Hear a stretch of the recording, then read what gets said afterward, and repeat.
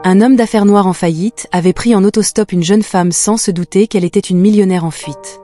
Le moteur avait rugi lorsque Darius avait appuyé sur l'accélérateur.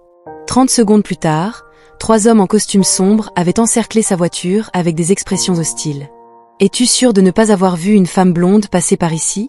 Peut-être qu'elle a demandé son chemin », avait demandé le plus grand d'entre eux en se penchant vers la fenêtre, ses yeux scrutant l'intérieur du véhicule usé. Darius avait calmement secoué la tête, gardant ses mains visibles sur le volant. « Comme je l'ai dit précédemment, monsieur, je me suis juste arrêté pour changer un pneu crevé. Je n'ai vu personne. » L'homme avait fixé Darius pendant quelques secondes de plus, son regard froid évaluant l'homme d'affaires noir de 38 ans dans son costume usé et sa voiture, dont les paiements étaient en retard de 2 ans. Quand il s'était enfin éloigné, Darius avait expiré le souffle qu'il ne réalisait pas avoir retenu. « Ils sont partis. » La voix féminine provenait du coffre, suivie du bruit du couvercle s'ouvrant de l'intérieur. Une femme aux cheveux blonds en bataille était apparue, ses vêtements de course coûteux couverts de boue. « Merci. Je ne sais pas ce qui serait arrivé si tu ne m'avais pas caché. » Darius Thomas n'aurait jamais imaginé que sa journée se terminerait ainsi. Il y a à peine 3 heures, il était assis dans le bureau vide de son entreprise technologique, regardant l'avis d'expulsion finale et la pile de factures impayées.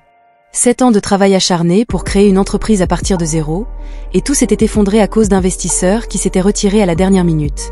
Coïncidence après avoir découvert que le fondateur était noir. Qui sont-ils ?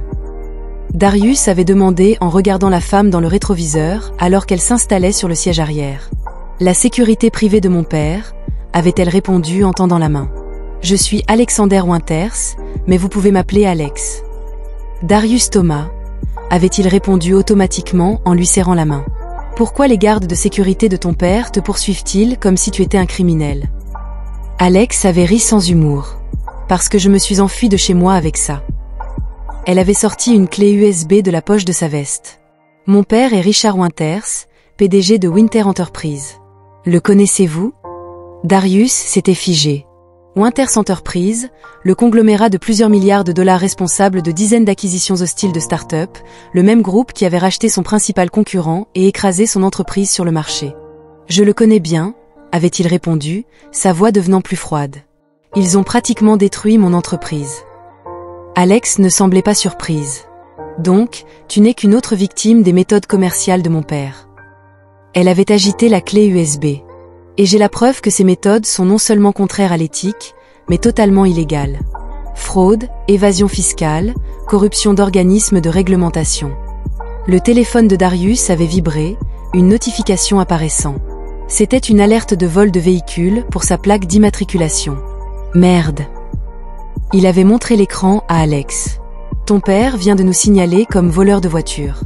Nous devons quitter la route immédiatement. Alex Pald. Il me trouvera. Pas si nous sommes préparés, avait répondu Darius. Un plan se formait déjà dans son esprit. Il avait démarré le moteur, qui avait miraculeusement démarré du premier coup. Alors qu'il empruntait une route secondaire, Darius avait observé discrètement Alex sur la banquette arrière.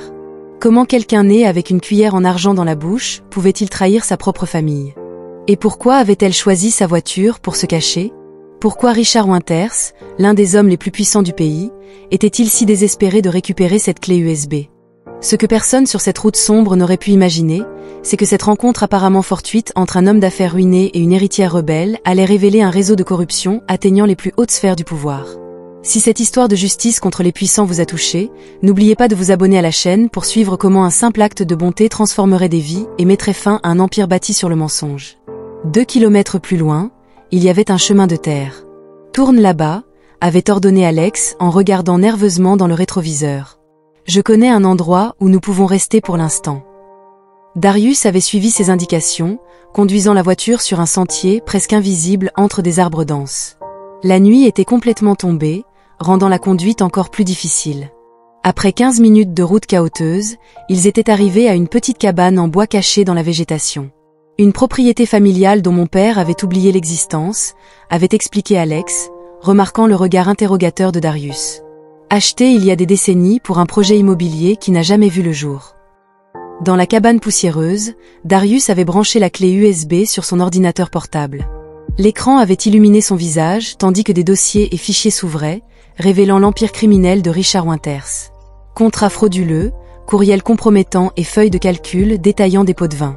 Mais un dossier précis avait figé Darius. « Qu'est-ce que c'est ?» avait demandé Alex en s'approchant de lui lorsqu'elle remarqua son expression. Darius avait désigné l'écran où une note détaillait l'opération de sabotage de son entreprise, Techvision. Son père n'a pas seulement racheté mon concurrent. Il a délibérément ordonné une cyberattaque sur nos serveurs, divulgué des données clients et introduit de fausses informations pour effrayer les investisseurs. Alex avait pris une grande inspiration. Je ne suis pas surprise. C'est comme ça qu'il a tout construit. Darius avait fermé l'ordinateur portable, affichant un calme contrôlé. Nous avons besoin d'une aide professionnelle. Cela va bien au-delà de nous deux. Le lendemain matin, ils avaient traversé la ville en voiture jusqu'à un immeuble de bureaux discret. Au 6e étage, une simple pancarte indiquait « Maya Rivera spécialisée de l'eau ». « Êtes-vous sûr de son existence ?» avait chuchoté Alex nerveusement. « Absolument », avait répondu Darius. Maya était la seule avocate à avoir tenté de l'aider lorsque son entreprise était en train de disparaître. Elle soupçonnait depuis des années que son père opérait en marge de la loi. Maya Rivera avait accueilli le duo dans son bureau minimaliste. À 42 ans, avec des cheveux gris prématurés et des montures de lunettes colorées, l'avocate dégageait une compétence sereine qui rassurait immédiatement Alex. « Nous avons enfin les preuves », avait dit Maya après avoir examiné certains dossiers. « Darius, vous savez que c'est dangereux. Richard Winters n'est pas seulement puissant. Il a des juges, des politiciens et même des agents des forces de l'ordre à sa solde. C'est pourquoi nous avons besoin de vous, avait répondu Darius. Nous avons besoin de quelqu'un qui sache naviguer dans ce système. Maya avait souri, déterminée. Nous allons avoir besoin de plus d'aide et d'un plan extrêmement minutieux. Pendant ce temps, dans son pantouse en verre, Richard Winters hurlait à son chef de la sécurité. « Comment ça, vous l'avez perdu ? C'est une jeune fille de 26 ans gâtée. Ça doit être si difficile de la retrouver ?» L'homme, visiblement intimidé, balbutiait. « Monsieur, nous traquons toutes les caméras de la ville, mais elles semblent avoir disparu. Nous pensons que quelqu'un l'aide. »« Qui ? » Winters. Aboya-t-il. L'agent de sécurité fit glisser une photo sur la table. Une image basse résolution capturée par une caméra de sécurité montrant Darius aidant Alex à monter dans sa voiture. Richard Winters prit la photo en fronçant les sourcils. « Qui est-ce » ? Darius Thomas. Monsieur, ancien PDG de Techvision, une entreprise que nous avons indirectement acquise l'année dernière. Winters rit d'un air dédaigneux. Se rater. Alexandra aurait pu choisir quelqu'un de mieux. Il rejeta la photo. Ce n'est rien. Un homme d'affaires raté qui n'a même pas réussi à maintenir à flot une start-up médiocre. Trouvez-les et récupérez cette clé USB avant qu'il ne fasse une bêtise. Ce que Richard Winters ignorait, c'était que pendant qu'il les sous-estimait, une équipe improbable se formait. Maya avait recruté sa meilleure amie, Zoé Chin, une experte en sécurité numérique ayant travaillé pour le gouvernement. Ensemble, elles élaboraient un plan méticuleux dans un petit appartement éloigné du centre-ville. L'entreprise de Winter fait affaire avec au moins 3 agences gouvernementales différentes, expliqua Maya en désignant un panneau improvisé au mur. Si nous pouvons prouver une fraude en public. Des contrats, même les contacts de Richard ne peuvent le sauver. Le problème, c'est leur sécurité numérique, ajouta Zoé en tapant furieusement sur son ordinateur portable. Nous avons besoin d'un accès interne pour connecter ces preuves, stockées sur une clé USB, aux systèmes opérationnels de l'entreprise. C'est alors qu'Alex sourit pour la première fois depuis des jours. J'ai accès. Mon père a toujours été trop paranoïaque pour faire entièrement confiance à son équipe informatique. Il a créé pour la famille des identifiants maîtres qui n'expirent jamais. Il nous en faut plus, dit Darius pensivement. Nous devons forcer Richard à se dévoiler publiquement. Pendant 2 semaines, ils avaient travaillé sans relâche. Darius avait vendu sa montre de luxe, dernier vestige de sa réussite, pour financer du matériel. Alex avait utilisé ses connaissances d'initié pour cartographier la structure complète de l'entreprise. Maya avait préparé les documents juridiques et Zoé avait créé une infrastructure numérique sécurisée pour stocker et organiser les preuves. Leur première petite victoire fut l'accès à distance aux emails de l'entreprise, confirmant des stratagèmes de fraude fiscale. La seconde fut l'identification de 3 juges ayant reçu des paiements illégaux pour des décisions favorables à l'entreprise de Winters. Ce soir-là, seul dans la cuisine, Alex trouva Darius travaillant tard. « Pourquoi es-tu là ? Tu aurais pu me dénoncer, obtenir une récompense et recommencer ta vie. » Darius leva les yeux de ses documents, car certaines choses sont plus importantes que l'argent, La dignité, la justice, la chance de prouver que le système peut fonctionner pour tout le monde, pas seulement pour des hommes comme son père. Alex hocha lentement la tête. Tu aurais pu être l'un d'eux, tu sais, riche, puissant. Jamais, répondit Darius avec un sourire narquois. Il ne me laisserait jamais entrer dans le club. Pas avec cette peau noire. Le lendemain, Richard Winters tenait une conférence de presse annonçant la plus importante acquisition de l'histoire de l'entreprise, le rachat de Garner Technology, une société rivale. Personne ne remarqua un homme noir en costume simple qui observait discrètement depuis le dernier rang. Personne n'imaginait non plus que ce serait le début de la fin pour l'un des hommes les plus puissants du pays. Sous les flashs des caméras et les questions obséquieuses des journalistes, Darius se glissa hors de la salle, tapant un message au groupe. Phase interminée. Il n'a aucune idée de ce qui va arriver. Ce que Richard Winters n'aurait jamais pu soupçonner, c'était que pendant qu'il parlait de l'intégrité et de la responsabilité des entreprises, des gens ordinaires rassemblaient les outils pour révéler ses mensonges. L'homme qu'il avait qualifié d'échec avait transformé sa plus grande faiblesse, celle d'être perpétuellement sous-estimé, en son arme la plus puissante. Et dans les 72 heures qui suivraient, le monde des puissants allait être bouleversé. L'auditorium de Winter Enterprises était bondé pour l'annonce de la plus grande fusion d'entreprises de l'année. Richard Winters souriait aux caméras, tandis que les diapositives montraient des graphiques en hausse. Cette acquisition représente l'avenir de notre secteur, proclamait-il. C'est à ce moment précis que tous les téléphones portables de l'auditorium vibrèrent simultanément. Un lien anonyme accompagné du message « La vraie Winters Enterprise ». La confusion s'installa. « Je continue », tenta Richard, remarquant le changement soudain. Monsieur Winters interrompit une journaliste. Pourriez-vous commenter les documents montrant que votre entreprise a délibérément saboté des concurrents plus petits, dont TechVision? Le visage de Richard avait blanchi. Dans les derniers rangs, Darius observait calmement, accompagné de Maya. C'est absurde, avait rétorqué Richard. Évidemment, ce sont des faux. Et que dire des relevés de paiement au juge? Avait demandé un autre journaliste. Ou des courriels détaillant l'évasion fiscale systématique. Les écrans autour d'eux, contrôlés à distance par Zoé, avaient commencé à afficher des courriels, des notes et des feuilles de calcul extraits directement des serveurs de l'entreprise. « Où est Alexandra ?» avait crié Richard à son chef de la sécurité. « C'est elle qui a orchestré cela, n'est-ce pas ?» En réponse, les écrans avaient diffusé un message enregistré d'Alex. « Je m'appelle Alexandra Winters. Je présente ces preuves parce que je crois qu'aucune entreprise ne devrait être au-dessus des lois.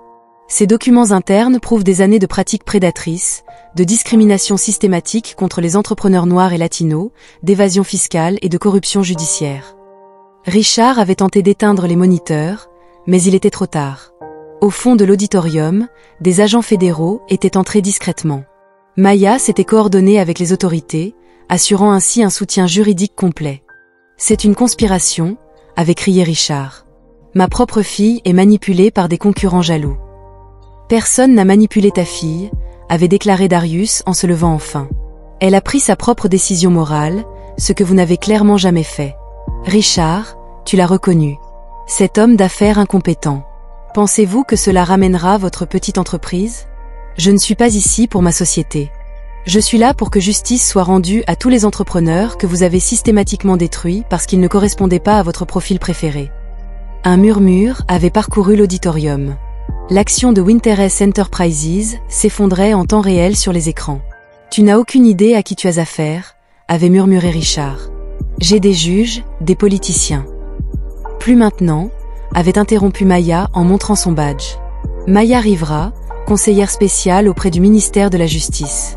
Tous ses amis font déjà l'objet d'une enquête. Les agents s'étaient approchés avec des mandats d'arrêt. « Richard Winters, vous êtes en état d'arrestation pour fraude fiscale, corruption active et violation des lois antitrust », avait annoncé l'agent principal. Tandis qu'il l'emmenait, Richard avait jeté un dernier regard désespéré à Darius. « Tu penses avoir gagné? Ce n'est pas fini. C'est fini depuis le moment où vous avez choisi le profit plutôt que la décence. » La presse mondiale avait rapporté ce scandale sans précédent.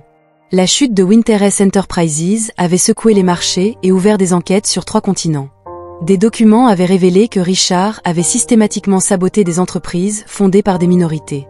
Zoé, Maya et Alex avaient retrouvé Darius dans un café éloigné du tumulte médiatique. « Nous l'avons fait », avait déclaré Alex, épuisé mais soulagé. « Et maintenant ?» avait demandé Zoé. « Que vas-tu faire, Darius? Ce que j'ai toujours voulu faire, créer une technologie qui serve vraiment les gens, pas seulement les puissants. Allez-vous redémarrer Techvision? Avait demandé Maya. Quelque chose de nouveau, avait répondu Darius. Quelque chose que je n'aurais jamais pu réaliser auparavant, car le système était fermé aux personnes comme moi. Son téléphone avait vibré avec une notification du ministère de la Justice concernant une indemnisation pour les entreprises concernées. La justice commençait à suivre son cours. Cette nuit-là, alors que Richard Winters passait sa première nuit en prison, Darius et Alexandra contemplaient la ville. « Que ressens-tu » avait-elle demandé. « La vengeance. »« Non » avait répondu Darius. « J'ai le sentiment qu'il y a enfin une chance pour moi, pour d'autres comme moi. » Alors que les lumières de la ville scintillaient dans le ciel nocturne, un partenariat improbable s'était formé. La fille privilégiée qui avait rejeté son empire corrompu et l'entrepreneur résili qui avait refusé d'abandonner. Ce que personne n'aurait pu prédire, c'était à quel point cet effondrement allait fondamentalement changer le monde de l'entreprise, et la véritable transformation ne faisait que commencer. 3 ans s'étaient écoulés depuis la chute de l'Empire de l'Hiver.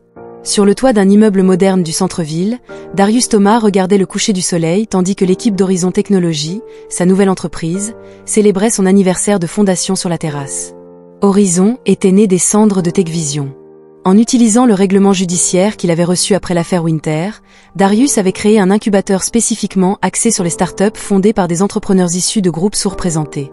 En seulement 3 ans, il avait lancé 17 entreprises prospères et transformé la vie de dizaines d'individus talentueux qui, comme lui, avaient été systématiquement exclus de l'écosystème technologique. « Monsieur Thomas, votre interview en direct commence dans 5 minutes », avait prévenu son assistant. Darius avait ajusté sa cravate et s'était dirigé vers le studio de fortune. L'émission était consacrée à New Leader, qui mettait en lumière des entrepreneurs innovants. Nous sommes en direct avec Darius Thomas, fondateur d'Horizon Technologies et récemment nommé entrepreneur de l'année, avait annoncé l'animateur. Darius, ton histoire a inspiré des milliers de personnes. D'entrepreneur en faillite à l'une des figures les plus influentes du secteur en seulement 3 ans. Quel était le secret? Darius avait souri.